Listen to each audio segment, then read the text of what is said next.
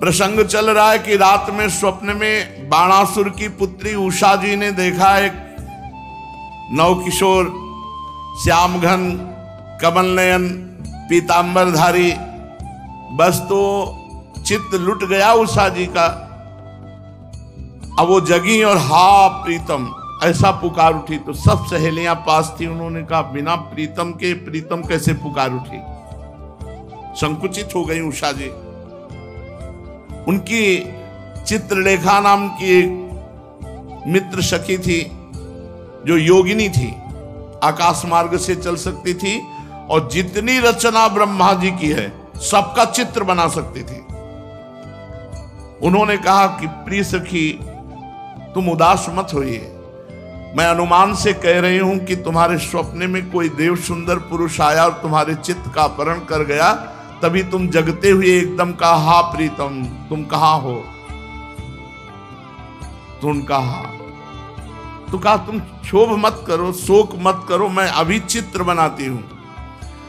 बस चित्र को तुम बता देना कि ये यही है, बस इतने में हम उसका अपहरण करके लाएंगे और आपके पास आपको मिला देंगे। गंधर्वों के, नागों के, पन्नगों के, विद्याधरों के, देव के सबके चित्र बनाते चली गई। जब यदुवंशियों में श्री वसुदेव जी का बनाया तो कहा इसी वंश में। जब श्री कृष्णचंद्र जी का बनाया कहा हाँ बिल्कुल ऐसे ही। जब प्रद्युम्न जी का बनाया तो कहा ठीक बिल्कुल ऐसे ही।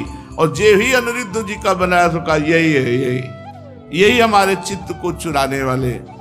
तब चित्र लेखा जी ने कहा ये तो बहुत कठिन जगह तुम्हारे नेत्र लड़े, ये तो भगवान श्री कृष्ण द्वारिकाधीश के पौत्र हैं, प्रद्युम्न पुत्र अनिरुद्ध। पर फिर भी मैं तुम्हारे काज के लिए चाहे प्राणों का बलिदान करना पड़े, मैं अवश्य इनका अपहरण करूंगी।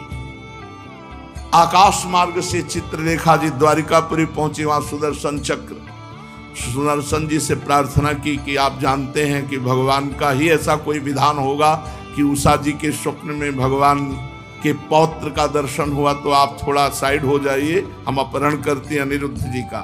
अनिरुद्ध जी महल में पलंग में थे, पलंग सहित उठाया और आंगन से आकाश मार्ग से बाणासुर के महल में उषा जी के पास अनिरुद्ध जी को विराजमान किया। अब तो उषा जी के आनंद का ठिकाना नहीं, जो स्वप्न में देखा था उनको साक्षात देख रहे। धीरे धीरे अनिरुद्ध जी से इतनी प्रीता बढ़ी कि अनिरुद्ध जी भी भूल गए द्वारिकापुरी। हंसना खेलना खाना पीना आनंद मनाना वो तो राजमहल है। एक दिन उषा जी किसी कार्य से, तो जो वहां के वृद्ध सैनिक थे सुरक्षा में, तो वृद्ध ने देखा उषा जी को प्रसन्न मुद्रा में, तो कुछ ऐसे लक्षण भी देखे। उन्होंने जाकर के बाणासुर से कहा महाराज आपकी पुत्री का चरित्र दूषित हो चुका है, क्योंकि कुछ लक्षण ऐसे दिखाई देते हैं। बाणासुर ने कहा कि क्या चूक हो गई पहरे में? महाराज रात दिन ऐसा कड़ा पहरा है कि पक्षी भी प्रवेश नहीं कर सकता बिना आज्ञा के, फिर पुरुष की तो बात जाने दो। बाणासुर एक छोटी सी सेना लेकर महल में, वहां जे ही दरवाजा खुलाया तो देखा भगवान के चतुर्व्यूह अवतार हैं, जैसे राम लक्ष्मण भरत शत्रुघ्न, ऐसे वासुदेव संकर्षण प्रद्युम्न अनिरुद्ध भगवत स्वरूप। अनिरुद्ध जी उषा जी के साथ चौसर खेल रहे थे और सब सखियां सहेलियां सेवा में। अनिरुद्ध जी ताड़ गए कि 1000 भुजा वाला ये बाणासुर ठीक नियत से नहीं है, तो एक दौड़कर परिघ उठाया और जितने सैनिक थे सबको मार डाला।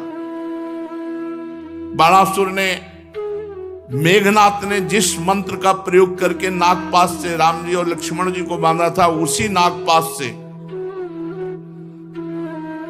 अनिरुद्ध जी को बांध दिया। अब अनिरुद्ध जी बंधन में युक्त हो गए। इतने में देवर्षि नारद जी पहुंचे। नारायण नारायण नारायण। द्वारिकाधीश जी महाराज की जय हो। प्रभु सूचना देते हैं कि बाणासुर ने अनिरुद्ध जी को बंदी बना लिया है। बोले हाँ यही तुम जानना चाहते थे अनिरुद्ध जी, 4 महीने हो गए यहाँ से अपहरण कर ले गया। कोई बोले हाँ योगिनी चित्रलेखा, जो बाणासुर का मंत्री कुंभांड है उसकी पुत्री है, और आप शीघ्र पहुंचे, अनिरुद्ध जी नागपाश में बंधे हुए। अब तो भगवान बलराम जी, श्री कृष्ण, प्रद्युम्न और भी सात्यकी, कृतवर्मा, बड़े बड़े वीरों ने सेना सजाई और शोणितपुर बाणासुर की राजधानी आक्रमण कर दिया। जब बाणासुर ने देखा कि हमारी राजधानी पे आक्रमण कर दिया यदुवंशियों ने, तो तुरंत सूचना पहुंचाई। तो भगवान शंकर ने वचन दिया था बाणासुर को कि तुम्हारी राजधानी की रक्षा हम करेंगे। तो भगवान शंकर वृषभराज नंदी पर सवार होकर के स्वामी कार्तिकेय अपने सैनिकों के साथ सामने आमने आ गए। इधर भगवान श्री कृष्ण बलराम, इधर महादेव जी और कार्तिकेय स्वामी, देव सेनापति स्वामी कार्तिकेय, महान बलशाली भगवान शंकर पुत्र। अब तो बड़ा विशाल घमासान युद्ध, रोंगटे खड़े कर देने वाला। भगवान शंकर जी से भगवान श्री कृष्णचंद्र जी और प्रद्युम्न जी से स्वामी कार्तिकेय का युद्ध होने लगा। बलराम जी कुंभांड कूपकर्ण से युद्ध करने लगे। बाणासुर के पुत्र के साथ सांब और बाणासुर के साथ सात्यकी भिड़ गए। बड़े बड़े देवता, ऋषि मुनि, सिद्ध, चारण, गंधर्व, अप्सराएं ये विमानों पर चढ़कर युद्ध देख रहे। भगवान श्री कृष्ण ने सारंग धनुष खींचा और भगवान शंकर जी की सेना पर प्रहार किया। शंकर जी की सेना भूत, प्रेत, प्रमथ, गुहक, डाकिनी, यातधान, बेताल, विनायक, प्रेत, मातृगण, पिशाच, कुष्मांडा, ब्रह्म राक्षस, ये सारंग धनुष से छूटे हुए बाण से सब भगदड़ मच गई। भूत प्रेतों में, बेताल विनायकों में। पिनाक पाणे भगवान शंकर ने पिनाक पर प्रत्यंचा चढ़ाई। जैसे श्री कृष्ण का सारंग धनुष, ऐसे भगवान शंकर का पिनाक।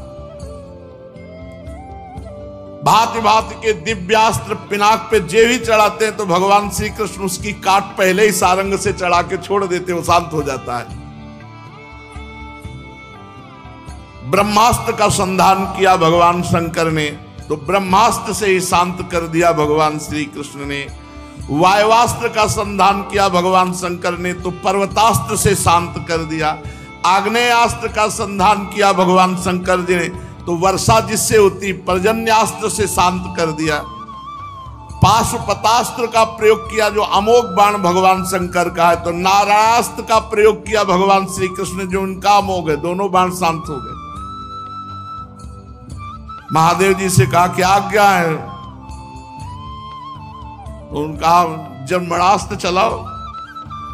तो जे भी भगवान श्री कृष्ण ने जन्मणास्त्र चलाया तो महादेव जी बार बार जम्हाई लेने लगे। जब जम्हाई लेने लगे तो भगवान शंकर को छोड़कर श्री कृष्ण आगे बढ़े और बाणासुर की सेना का संहार करने लगे। प्रद्युम्न जी ने बाणों की बौछार से स्वामी कार्तिकेय को घायल कर दिया। वो मयूर वाहन से युद्ध विरत हुए। बलराम जी ने हल से पकड़ना, मूसल से मारना, तो कुंभाग और कूपकर्ण आदि इन सबको रणभूमि में मार गिराया मूसलों की मार से। अब ऐसा बलराम जी का मूसल चले कि बड़े बड़े गजरा, तितर बितर सब हो गए। बाणासुर ने देखा हमारी सेना तहस नहस हो गई और हमारे गुरुदेव भगवान शंकर तो जमाई लेने में ही लग गए, कार्तिक जी का मोर उड़ गया, युद्ध विरत हो गए। अब उसने 1000 भुजा, 500 धनुष, लाखों बाण संधान, एक साथ क्रोधित होकर बाणासुर युद्ध करने लगा। भगवान श्री कृष्ण ने एक बाण से सब धनुष की प्रत्यंचाएं काट दी, सारे बाण काट दिए। अब भगवान श्री कृष्ण ने पांचजन्य शंख की ध्वनि की और सारथी, घोड़े सब बाणासुर के नष्ट कर दिए। अब बाणासुर को मारने ही वाले थे कि कोटरा नाम की एक देवी बाणासुर की धर्म माता थी। उसने बाणासुर की रक्षा के लिए अपने वस्त्र उतार दिए। भगवान श्री कृष्ण ने तुरंत नेत्र मोड़ लिए, क्योंकि अपनी अर्धांगिनी के सिवा किसी भी स्त्री को नग्न देखने से तत्काल सारे पुण्य नष्ट हो जाते हैं। इसलिए पर स्त्री गमन भारी निषेध है। तो जे ही वो सामने खड़ी हुई तो सब धर्म के रहस्य को जानने वाले थे, तुरंत आंखें फेर ली।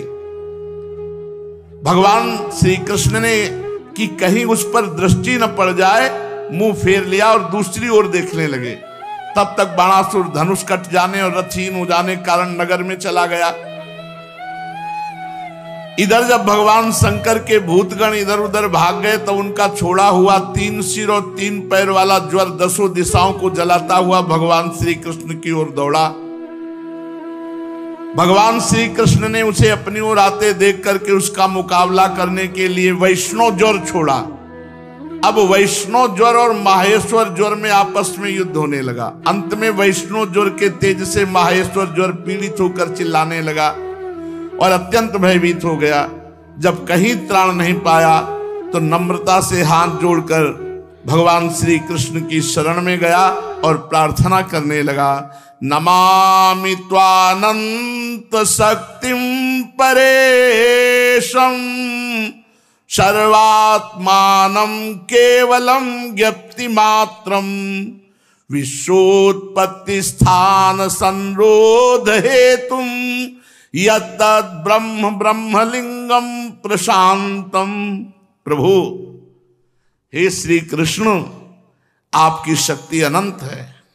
आप ब्रह्मादीश्वरों के भी परम महेश्वर हैं। आप सबके आत्मा और सर्वस्वरूप हैं। आप अद्वितीय केवल ज्ञान स्वरूप हैं।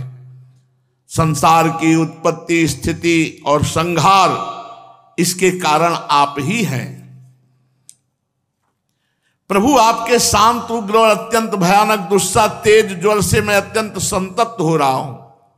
भगवान, देहधारी जीवों को तभी तक ताप संताप रहता जब तक वे आशा के फंदों में फंसे रहने के कारण आपके चरण कमलों की शरण नहीं ग्रहण करते। प्रभु, मैंने आपकी शरण ग्रहण की, अब मुझे आपका वैष्णव ज्वर ताप न दे। तब भगवान श्री कृष्ण ने कहा, त्रिशरा माहेश्वर ज्वर से मैं तुम पर प्रसन्न हूं। अब तुम वैष्णव ज्वर से निर्भय हो जाओ। संसार में जो कोई हम दोनों का संवाद स्मरण करेगा उसे तुमसे कोई भय नहीं रह जाएगा।